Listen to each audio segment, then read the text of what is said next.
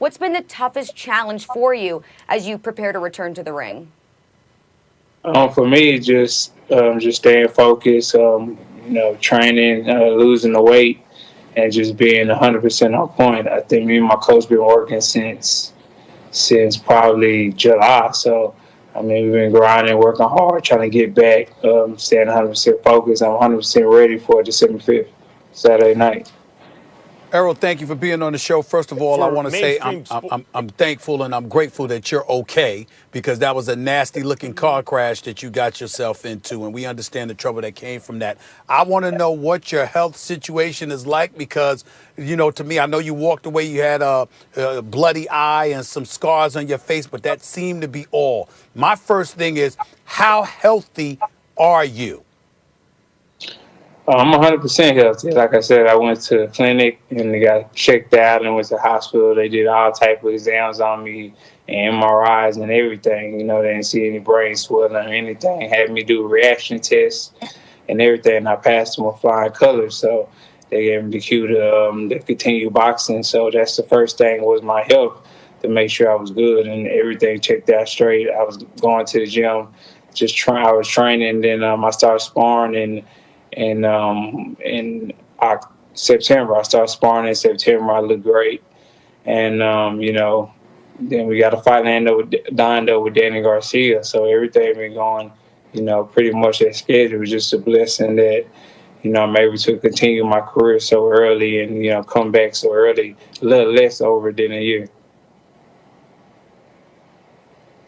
For those mainstream sports fans who don't know, Errol Spence is considered one of the real special fighters in boxing. Tall, rangy, a southpaw, can beat you with his jab and defense. Ask Mikey Garcia, but doesn't look to do that, looks to punish the opponent, knockout power. You have it all. You're a complete fighter, Errol. But Danny Garcia, is also a very good fighter. Yes, he is. He has one close loss, very close loss to Keith Thurman, one wider loss to Sean Porter, but Sean Porter gave you everything you wanted. That was a fight of the year type fight. I thought you won because of the knockdown late, which he got up from, but that was nip and tuck the whole way. How do you plan, after this kind of accident, coming back from that, to actually beat Danny Garcia? What's the game plan? Well, first of all, I thought, I could have beat Sean Porter easy on the outside like I did Mikey Garcia. But, my whole game plan was a Sean Porter fight, even sitting in training camp. I wanted to fight. I wanted to show people that I can beat him on the inside, so that's what I did. Even with Mikey Garcia, I want to show people that I can box, because people said that he had better boxing IQ than me, so I showed people I can box. And with this fight, I'm just going to show everybody that, I'm just all around just a better fighter. On the inside, outside, with the jab, combination, hooks, whatever you want to do in the ring, I can do better than Danny Garcia. I mean, he's a great fighter, iron chin, very tough. But I don't think, even if I was at 70%, Danny Garcia couldn't beat me. It's interesting that you say that. Listen, I like Danny Garcia a lot. He's 36-2. His only two losses were to Keith Thurman and to Sean Porter, just like Max pointed out. But I had you as my top pound for pound, top 2 pound for pound in the world. But Terrence Crawford has ascended, and I know you're not looking ahead because you're smart enough not to look past anybody, and you got to handle your business first. But there are a lot of people, Max included, I don't think I'm stepping out of turn speaking for him here, when we talk about a fight that we desperately want. It is Errol Spence Jr. versus Terrence Crawford. Number one fight, and you got Terrence Crawford talking about everybody running from him. Nobody want to give him those fights. What do you have to say about that? I mean, really nothing to say about it. Nobody's running from Terrence Crawford. Like I said, I'm coming off a car accident, and I had to fight Danny Garcia. Somebody would have picked the tune up, but I'm fighting Danny Garcia, so I mean, I got to get past him to even think about somebody else. So once I get past Danny Garcia, y'all can ask me questions about Terrence Crawford. Well, Errol, the reason I think people bring up Crawford is because in the history of boxing, almost never have there been two undefeated boxer punchers who were both elite pound for pound in or around their best weight division in their primes, where it's like a 50-50 fight. So that, to me, that's the best fight in boxing in years that can be made. So with apologies, because I know you got to deal with Danny, but you were the one who came on and said anything he could do, I could do better. So if you indulge us just for 1 second, is the idea that because in the PBC where you are, you guys have all these welterweights, you can fight each other, make money like you're about to against Danny Garcia, that you're waiting out Terrence, see if his contract lapses and he crosses the street and goes with you guys and then fight him? Or do you think you would fight him? Are you interested as a fighter, as a champion, in seeing who the best dude is like Sugar Ray Leonard and Tommy Hearns once did, whether or not he's with the PBC? Yeah, I'm definitely interested in fighting Terrence Crawford. I think it's a great fight. You know, he has a world title. I want to be undisputed welterweight champion of the world, like I said. So I feel like we're gonna have to cross that path soon.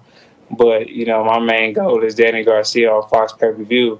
And, you know, I feel like, you know, that's the biggest fight for me right now at this point, especially coming from my car crash. So I have to get him out the way to even think about somebody else. So my 100%, you know, focus is on Danny Garcia right now. And then after that, we can talk about other opponents. When you think about Danny Garcia, I brought up the fact that he's 36-2. I think he's an exceptional fighter. Obviously, he takes a punch. He has not been knocked out. The brother can fight. When you talk about fighting him, how big of a fight do you think this is for you in terms of how it could potentially catapult you in the mind's eye? Do you think you're already where you want to be, or do you feel like you still have so much to prove because you've been underappreciated and winning this fight could go a long way towards accomplishing a significant cachet for yourself? I definitely have so more to prove. I mean, Danny Garcia, like I said, you know, his resume, especially at 140, is great. He was unified champion, things like that. I mean, he's a great fighter. And I feel like nobody has really just beat him decisively and really, you know, put a hurting on him or just, you know, punish him. So for me to do that, you know, that would, you know, speak volumes, especially coming off, you know, years from training layoff. So that's what I'm looking to do. I'm looking to, you know, have this one-sided, you know, beating, especially in my hometown. Errol, sometimes when fighters talk about they were trying to do X or Y or Z in a fight, it's excuse making because the performance wasn't great. But in your case, I believe what you're saying. You against Kell Brook in England, you walked him down out and were the boxer puncher and beat him up and knocked him out in a terrific fight. Against Mikey Garcia, it seemed clear to me you wanted to beat him on the jab and defense, and that's what you did. You were criticized for not knocking him out, but I actually thought it was a brilliant performance, and you did prove that point. Are you saying now that is the goal in this fight, to prove against Danny Garcia that you can go back to the fighter after the car crash that can beat you up, punish you, and knock you out worse than anyone else has done it? That you are using this as a measuring stick, you know, Keith Thurman, Sean Porter, and that is the point of this fight. Because if you say that, I'll believe you're going to do what you say you're going to do.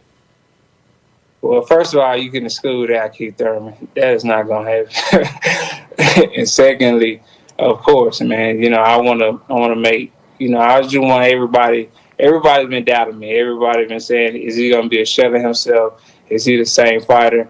And I'm a realist. I'm a real person. I feel like, you know, people should be saying that, because if I seen the car accident, you know, I'm from the outside looking in, I'll say the same thing. So for me, I just want to put on a great performance, a great show, and show people that, man, he's still beating guys up, punishing them, and just, you know, making them quit mentally and physically. So for me, I'm just going to, you know, try to put a beating on Danny Garcia and make it the worst beating that he ever had in his boxing career. Really? All right. How's that for a final statement?